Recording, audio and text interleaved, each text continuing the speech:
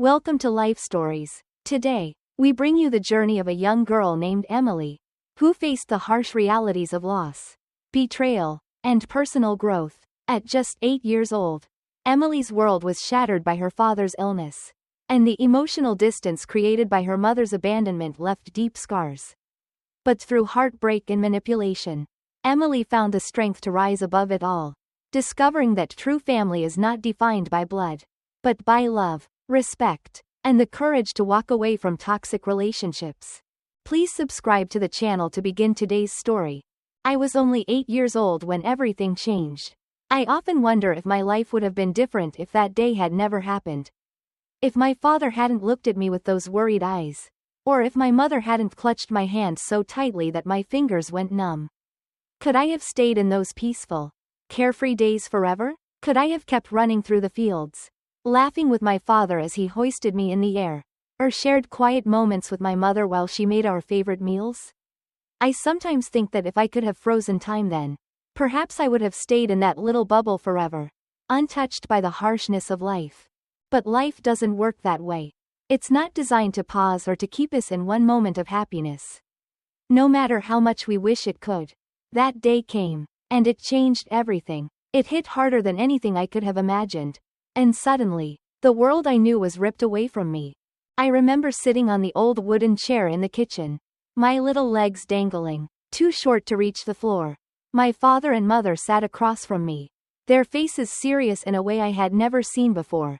My father, strong, the man who used to lift me up when I ran to him, looked so fragile in that moment. I couldn't understand why. He had always been my protector, my hero. Yet now he looked like he might break at any moment. Emily, sweetheart. My father's voice was hoarse, and each word sounded like it weighed a ton. Daddy has something important to tell you. I watched him as he tried to steady his breathing, his hands trembling slightly as he held my mother's hand. The words that followed were so simple, so terrifying. Cancer. That single word, so short and sharp, felt like a weight crashing down on me. I didn't really understand what it meant. Not fully, but I could see it in my mother's eyes, the fear. Her face drained of color, and she squeezed my hand so tightly I could barely breathe. I didn't understand cancer, but I understood fear, and the look in her eyes told me all I needed to know. In the months that followed, our home became a place of endless visits. The door seemed to never stop revolving, doctors, nurses, relatives, all bringing empty words of comfort. They told us everything would be okay. But I could see in my father's face that he didn't believe them. And neither did I. I watched him grow weaker each day, his once strong frame now bent by a disease that consumed him slowly, mercilessly. My mother tried so hard to keep things normal for me. She cooked his favorite dinners, played his beloved jazz records, and smiled at me every morning, pretending that everything was still okay. But I wasn't naive. I knew she cried every night behind their bedroom door after she thought I had fallen asleep. I would sit outside their room, hugging my worn-out teddy bear, wishing I could do something, anything, to make her feel better. But I didn't know how. I felt so small, so powerless, as I listened to the quiet sobs that seeped through the door. And then, when I was just 10, my father passed away. I don't remember much about the funeral, except the sea of black and the overwhelming weight of grief in the air. The feeling of my mother's hand gripping mine so tightly, it almost hurt. I thought that, at the very least, we still had each other. We had lost my father, but we were still a family. But that was when I learned how wrong I was. Just 1 week after the funeral, my mother sat me down again. And this time, her expression wasn't just sorrowful. It was distant. Her eyes seemed empty, as if she wasn't really seeing me. Emily, she said softly, I've spoken to Grandma. Her voice was quiet, almost apologetic, but there was something in the way she looked at me, like I was a burden. Not her daughter. I think it would be best if you stayed with her for a while. Just until I can get everything sorted out. Her words hit me like a slap in the face. I didn't understand. I thought we would go through this together. I thought that even though Dad was gone, we still had each other. But now, my mother was asking me to leave. Why can't I stay with you? I whispered, my voice barely audible. She sighed, reaching out to brush my hair. But the gesture felt empty. Hollow. I just need some time. Emily, I can't do everything right now. The next morning, Grandma arrived to pick me up. I didn't take much with me. Just a small suitcase with a few clothes and the teddy bear my father had given me on my 7th birthday. When I looked back, hoping for one last glimpse of my mother, she wasn't there. She didn't even come outside to say goodbye. Grandma's house wasn't far. It was just a 20-minute drive. But it felt like an entirely different world. When we arrived, Grandma was waiting for me. She was a strict woman. But she had a kindness that I couldn't quite put my finger on. You can consider this your home, she said simply. And that was that. She never spoke about my mother. She never asked how I was feeling about being left behind. She just showed her love in quiet ways. Making me my favorite chicken soup. Knitting me a scarf as winter approached. And telling me stories about my dad when he was a boy. But even with her kindness, I couldn't help but feel the ache of abandonment. I didn't understand why my mother had left me. But deep down, I knew. It wasn't about me. It was about her. And for the first time in my life, I realized that the woman who had once been my everything, the one I thought would always be there, had already started to leave me behind. Weeks turned into months. Grandma did her best to keep things normal. But there was an underlying heaviness in the air. I couldn't escape the fact that my mother hadn't come to see me. Hadn't called. Hadn't even sent a letter. Her promises to bring me home, soon, were beginning to feel like empty words. At first, I waited eagerly for her call every week, holding on to the hope that she would come and take me back. But with each passing day, I started to doubt her sincerity. By the time 6 months had passed, I had stopped asking when I could return. I stopped waiting. I stopped hoping. My mother, the woman who had once been the center of my world, had become a ghost in my life. And then, one March afternoon, an unfamiliar car pulled up in front of Grandma's house. I peeked out the window, unsure of who it could be. When I saw my mother step out of the silver sedan, I felt a strange mix of emotions: surprise, confusion, and even fear. She looked different. Her hair was perfectly styled, her makeup flawless, and she wore a beige dress that gave her an air of sophistication. I barely recognized her, but it wasn't just her appearance that made me hesitate. It was the man still sitting in the car, watching silently. I couldn't help but feel a deep unease. Mom rushed toward the house with a smile that seemed out of place. There was an energy about her, an excitement that didn't match the grieving woman I remembered. She grabbed my hands, her face beaming with a giddiness that I couldn't understand. "Emily, sweetheart," she said, practically bouncing on her heels. "I have the most wonderful news. I got married." I stood there, speechless, trying to process her words. I had waited for 6 months for her to return, for her to make everything right. And now, she was telling me that she had moved on. She had a new family, a new husband, and 2 new daughters. "You're going to have a new family, a new father, and 2 sisters. Isn't that amazing?" She smiled so brightly, as though she expected me to share her excitement. I felt like I had been punched in the stomach. This wasn't the reunion I had imagined. I had been waiting for her, longing for her, and now she was telling me that she had a new life, a life that didn't include me. Before I could say anything, Grandma Helen stepped into the room, her arms crossed and her sharp eyes fixed on my mother. She looked like a woman who had been silently seething for months. "Sarah," Grandma said, her voice low, but laced with anger, "this is the first time you've shown up in 6 months. And now you think you can just take Emily back like nothing happened?" Mom's smile faltered slightly, but she quickly recovered. "Mother, I know this is sudden, but this is what's best for Emily. She needs a family." I looked at my mother, then at the man in the car, and finally at the 2 girls who stood silently behind him, looking at me with cold eyes. Madison and Chloe, my new sisters. I didn't know what to say. I didn't know what to feel. But I knew one thing for sure: this wasn't the family I had known. This wasn't my mother. Grandma Helen was right. My mother was trying to erase the past, trying to replace the life she had with my father. And she was doing it at the expense of me. But how could I have known then that this was only the beginning of a much darker truth? How could I have known that the real betrayal wasn't just my mother's abandonment? but the cruel treatment that awaited me in this new family she had created? As I was led to the car by my mother, I tried to hold on to the memory of my father, but as the car drove away from Grandma's house, I felt like I was being dragged into a world that wasn't mine. A world where I no longer mattered.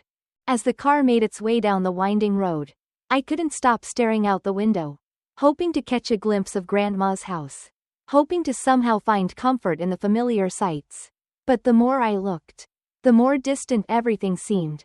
My old life, the life I knew with my father and mother, was slipping away from me like sand through my fingers, and there was nothing I could do to stop it.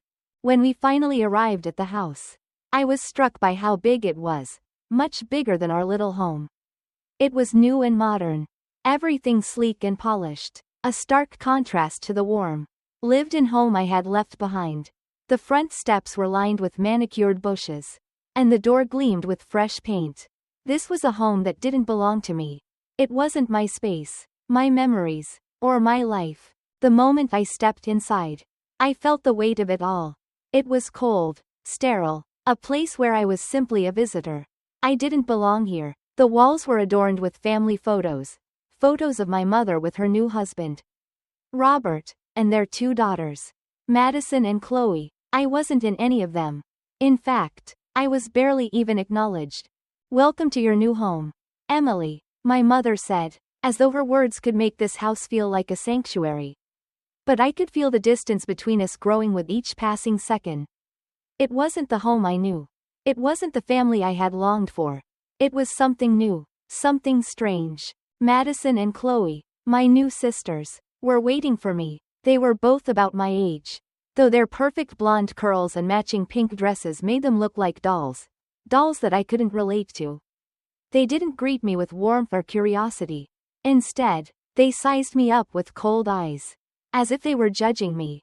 "Hi there," Madison said, her voice dripping with an exaggerated sweetness. "We've heard so much about you." "Yeah," Chloe added with a smile that didn't quite reach her eyes. "It's so exciting to finally meet you." They didn't make me feel like part of the family. They made me feel like an outsider, someone who didn't belong. But my mother's smile was so bright, so full of hope, that I didn't have the heart to speak up. I just nodded, trying my best to fake a smile, as if everything was okay. The next few weeks were a blur. Mom tried to create a sense of normalcy, insisting that I was a part of this new family. She made me sit at the dinner table with them, smiling at me as though nothing had changed. But I could feel the tension in the air. Madison and Chloe constantly whispered to each other behind my back. And when they spoke to me, it was always laced with thinly veiled sarcasm. They would ask me about my life with Grandma, as if they were somehow superior, as if my time with her had been something to look down upon. One day, I found a necklace that my father had given me, snapped in half. The silver pendant, the only thing I had left of him, was scratched and lying discarded on the floor of my bedroom. I couldn't believe it. It was the one thing that had tied me to the life I had lost. And now it was ruined. I went straight to Madison, my heart pounding. "Did you do this?" She shrugged nonchalantly, her eyes cold. "If you don't have proof, don't go around accusing people." I didn't know what to say. I knew she had done it, but I had no way of proving it. And it wasn't just the necklace. A few days later, I found the art set that Grandma had given me, an exclusive set of paints and sketchbooks, completely destroyed. The colored pencils were snapped in half. The sketchbook soaked in water. The paper smeared with ink. It was as if they had been deliberately ruined. I took the mess to my mother, hoping that she would understand how much this hurt me. "Look, they ruined everything." But instead of comforting me, she sighed and rubbed her temples, as if it was all just too much for her. "Sophia, don't be so sensitive. Maybe you left them outside and it rained. You can't always blame your sisters."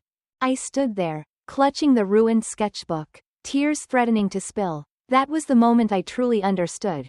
I would never be part of this family. No matter what I did, I would always be an outsider. No matter how hard I tried, they would never accept me. I was just a placeholder in their perfect life, a reminder of a past they wanted to forget. The holidays only made it worse. On Christmas morning, Madison and Chloe eagerly tore into their presents, brand new iPads. designer sneakers, and expensive handbags. I opened mine, a cheap phone and a few clothes from the clearance rack. I knew better than to complain. I knew my place. But the gifts were only a small part of the cruelty. The real pain came from the silence. The distance. My mother, the woman who had once been my world, barely acknowledged me. It was as though I had never existed to her. She smiled at me occasionally, but it felt hollow. And when I looked at Madison and Chloe, I saw nothing but disdain in their eyes. I didn't belong here. I never had. And I never would. As the months went by, things didn't get any better. In fact, they only worsened. I became more and more aware that I was nothing more than an afterthought in this new family my mother had created. My life with Grandma, though marked by its own struggles, felt like a distant memory now. I had moved on, or so I thought. Then, one day, everything came to a head. My mother reached out, asking for help with money. At first, I had been willing to give them a little. But then I overheard a conversation that made everything clear. It wasn't about reconciliation. It wasn't about fixing things. It was just about money. I could no longer ignore the truth. I was never part of their family. They didn't care about me. They never did. My mother, Robert, Madison, and Chloe, they all saw me as a means to an end. A way to get what they wanted. And I realized that I was done. I left. I didn't look back. And I didn't feel the need to explain myself. As I walked away from that life, I knew I was walking into something better. With Grandma Helen, I had found real love and support. She never asked for anything in return. She simply loved me for who I was. The life I built after that was mine, free from manipulation. Free from the toxic ties of my past. I knew, for the first time in my life, that family wasn't about blood. It was about love, respect, and trust. And as I stood on the streets of New York, ready to embrace whatever came next, I felt the weight of my past finally lifting. I was no longer bound by the chains of a broken family. I was free. If you've ever faced a similar struggle or have found your own strength through adversity, I'd love to hear your story. Please, subscribe to the channel to follow more life stories like this one.